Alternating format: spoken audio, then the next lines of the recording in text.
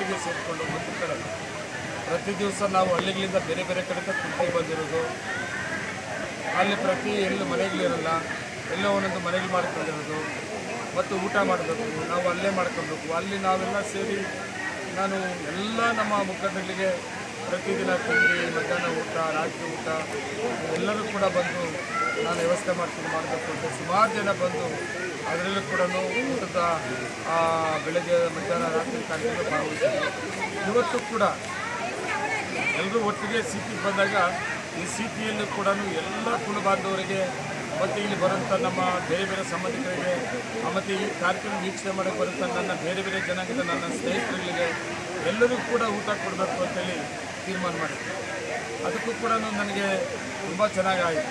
ಇಲ್ಲಿ ನಮ್ಮ ಸಿಟಿ ನಮ್ಮ ಲೀಡರು ಕೂಡ ನಮ್ಮ ರಮೇಶ್ ಇಂದ ಹಿಡಿದು ಸುಮಾರು ಜನ ಮುಖಂಡರುಗಳೆಲ್ಲರೂ ಕೂಡ ತುಂಬ ಜವಾಬ್ದಾರಿ ತಗೊಂಡು ಇಷ್ಟು ಸಾವಿರಾರು ಜನ ಬಂದರೂ ಕೂಡ ಯಾರಿಗೂ ಎಲ್ಲೂ ಏನು ಅಡಚಣೆ ಆಗಿದೆ, ತೊಂದರೆ ಎಂದರೆ ಎಲ್ಲ ಸಹಕಾರ ಕೊಟ್ಟರು. ನಾನು ಕೂಡ ಈ ಚಂದಮಲ್ಲಿ ನಮ್ಮ ಸಿಟಿಯ ಎಲ್ಲ ಮುಖಂಡರಿಗೂ ಕೂಡ ನಾನು ಧನ್ಯವಾದ ಹೇಳಬೇಕಾಗ್ತದೆ. ಅದೇ ರೀತಿ ತುರ್ಕಿ ಕೂಡ ಅಷ್ಟೇ.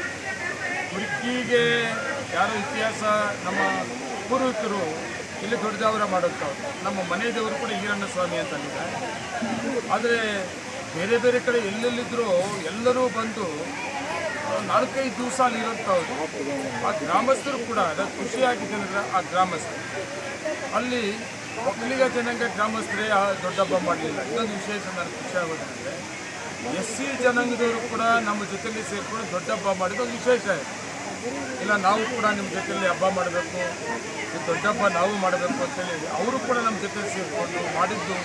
ಮತ್ತು ಬೇರೆ ಬೇರೆ ಕಡೆಯಿಂದ ಬರುವಂಥವರಿಗೆ ಎಲ್ಲ ಆ ಗ್ರಾಮದ ಎಲ್ಲ ಜನಾಂಗದವರು ಕೂಡ ಮನೆ ಕೊಡೋದಿರ್ಬೋದು, ನೀರಿನ ವ್ಯವಸ್ಥೆ ಇರ್ಬೋದು, ಬೇರೆ ಬೇರೆ ಮೂಲಭೂತ ಸೌಕರ್ಯ ಕೊಡಿಸೋದಂಥವ್ರಿರ್ಬೋದು, ಇವೆಲ್ಲ ಕೂಡ ರಾತ್ರಿಯೆಲ್ಲ ಕಾರ್ಯಕ್ರಮ ನಡೆದು ಕೂಡ ಒಂದೇ ಒಂದು ಪ್ರಾಬ್ಲಮ್ಸ್ ಇಲ್ಲದೆ ಸಹಕಾರ ಕೊಟ್ಟಿದ್ದು ಕೂಡ ನಾವು ಕುರ್ಕಿ ಗ್ರಾಮಸ್ಥರು ಕೂಡ ನಾವು ವಿಶೇಷವಾಗಿ ನಾವು ಧನ್ಯವಾದ ಹೇಳ್ಬೇಕಾದ್ರೆ ಖುಷಿ ಆಗ್ತದೆ. ನಮಸ್ಕಾರ.